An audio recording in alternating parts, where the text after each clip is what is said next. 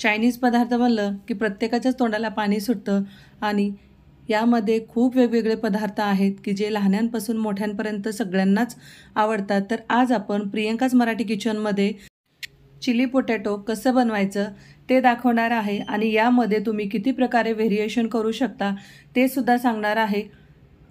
तर आजची ही रेसिपी मी माझ्या मुलासाठी बनवत आहे. चला तर मग सुरुवात करूया. या ठिकाणी मी ते एक मोठा बटाटा घेतलेला आहे. तुमच्याकडे जर मोठा नसेल तर मध्यम आकाराचे असले तर 2 घेऊ शकता. तुमच्या आवडीप्रमाणे तुम्ही बटाटे कमी जास्त करू शकता. बटाट्यावरची साल काढून घ्यायची आहे आपल्याला. त्यानंतर हा बटाटा आपल्याला स्वच्छ पाण्याने धुवून घ्यायचा आहे. त्यानंतर हा बटाटा आपल्याला कट करून घ्यायचा आहे. या ठिकाणी बटाट्याचे काप तुमच्या आवडीनुसार तुम्ही लहान मोठे करू शकता. फ्रेंच फ्राईजसारखे सुद्धा लांबट आकाराचे काप करून घेऊ शकता. तर इथे मी मुलांसाठी स्क्वेअर शेपमध्ये हा बटाटा कट करून घेणार आहे. तुमच्या आवडीनुसार तुम्ही हा बटाटा लहान मोठ्या आकारामध्ये कट करून घेऊ शकता. आणि हा बटाटा कट केल्यानंतर आपल्याला लगेचच तो पाण्यामध्ये टाकायचा आहे, नाहीतर तो बटाटा काळा पडू शकतो. खूप इन्स्टंट असा आपण हा झटपट चिली पोटॅटो घरच्या घरी बनवू शकतो. तर या ठिकाणी तुम्ही बटाट्याऐवजी सोयाबडी घेऊ शकता, फ्लावर घेऊ शकता. त्याचबरोबर तुमच्याकडे जर चिकनचे पीस असतील तर ते सुद्धा घेऊ शकता. फक्त यामध्ये तुम्ही कोणासाठी बनवते त्यानुसार स्पायसेसचं प्रमाण कमी जास्त करायचं आहे. या ठिकाणी मी मुलांसाठी बनवते, त्यासाठी इथे मी खूप कमी असे मसाले वापरलेले आहेत. तुम्ही इथे बघू शकता. अशा प्रकारे छोट्या छोट्या क्यूब्समध्ये मी हे बटाटा कट करून घेतलेला आहे.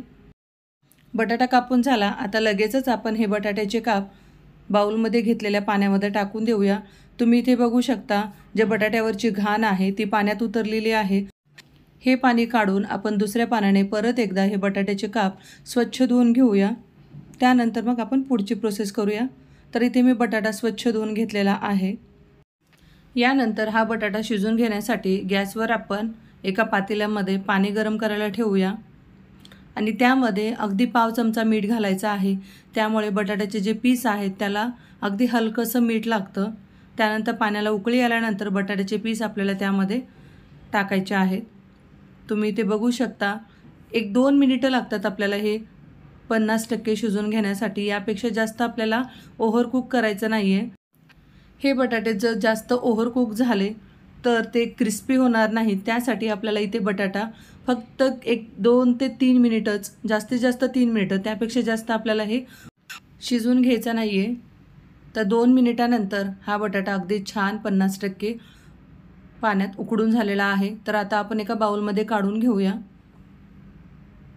आणि यानंतर एका सुती कापड्यावरती हे बटाट्याचे पीस आपण अशा प्रकारे टाकूया. त्यानंतर यावरचं पाणी हलकंसं आपल्याला पुसून घ्यायचं आहे. जर तुम्ही असंच गरम गरम बटाट्याच्या पीसवरती कॉर्नफ्लॉवर आणि मैदा जर घातला तर ते जास्त कोटिंग होईल त्याला. त्यासाठी आपल्याला थोडंसं हे ड्राय करून घ्यायचं आहे. त्यामुळे यावरती कोटिंग जास्त बसणार नाही आणि कोटिंग जास्त झाली तर ते चवीला इतकी क्रिस्पी लागत नाहीत किंवा त्याची चवसुद्धा इतकी खास लागत नाही. त्यासाठी आपल्याला हे थोडेसे थंड करून घ्यायचे आहेत आणि यावरचं थोडं पाणी पुसून घ्यायचं आहे.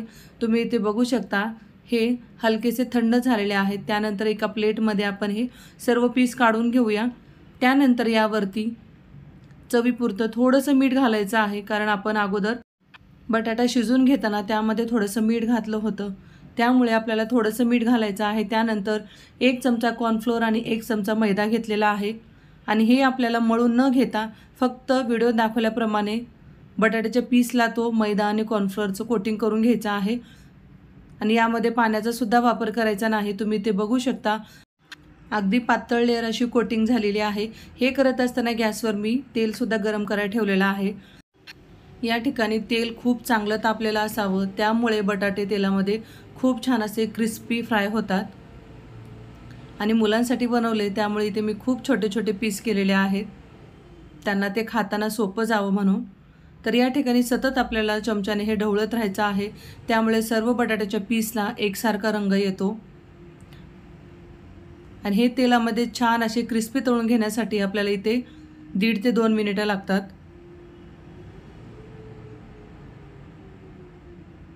याचप्रमाणे तुम्ही फ्लावरसुद्धा 50% वाफवून घेऊन त्यावरती अशाच प्रकारे कोटिंग करून चिली फ्लावर बनवू शकता। त्याचबरोबर सोयाबडीसुद्धा अशाच प्रकारे तुम्ही करू शकता।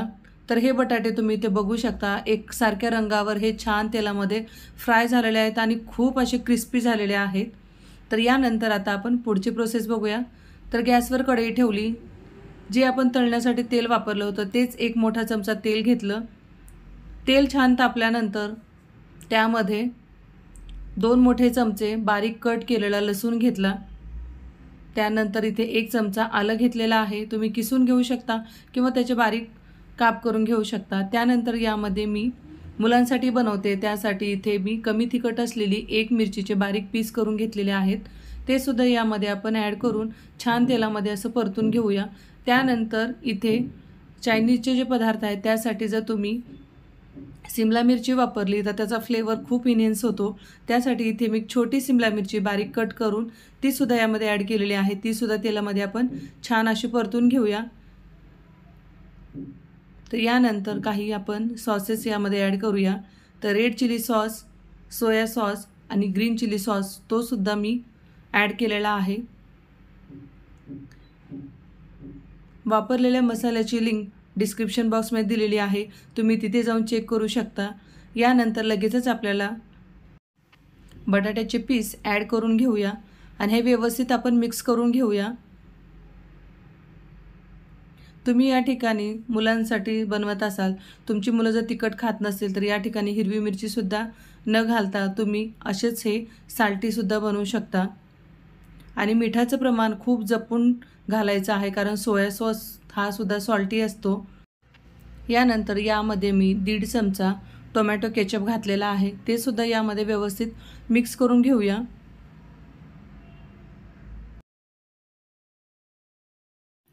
यामध्ये जे मी सॉस वापरलेले आहे तुमच्या आवडीप्रमाणे तुम्ही याचं प्रमाण कमी जास्त करू शकता। तुम्ही कोणासाठी बनवताय त्यावरून सुद्धा यामध्ये मसाल्याचं प्रमाण तुम्ही कमी जास्त करू शकता। मोठ्यांसाठी बनवत असाल तर यामध्ये कांदा, सिमला मिरची, पत्ताकोबी त्याचबरोबर गाजर हे सुद्धा तुम्ही यामध्ये ॲड करून बनवू शकता, ते सुद्धा चवीला खूप छान लागतं। यानंतर याचा टेक्स्चर ज्यूसी आणि क्रंची करण्यासाठी यामध्ये अर्धा चमचा कॉर्नफ्लोअर पाण्यामध्ये मिक्स करून ते सुद्धा यामध्ये ॲड करून घेतलेला आहे। ॲड केल्यानंतर हे व्यवस्थित मिक्स करून घेऊया। तुम्ही इथे बघू शकता याचा टेक्स्चर कसा दिसत आहे। तर तयार आहेत आपली आज चिली पोटॅटो।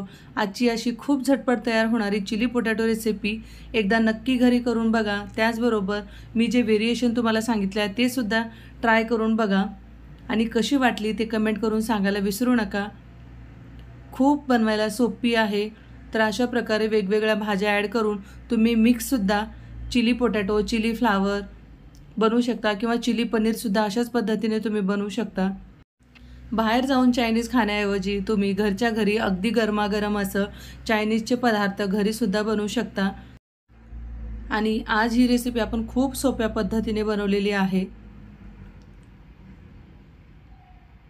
आणि मुलांना जर भूक लागली तर झटपट तुम्ही हे बनवून देऊ शकता। बघता क्षणी तुमच्या मुलांच्या लक्षातसुद्धा येणार नाही की ही रेसिपी आपल्या घरी बनवली गेली आहे।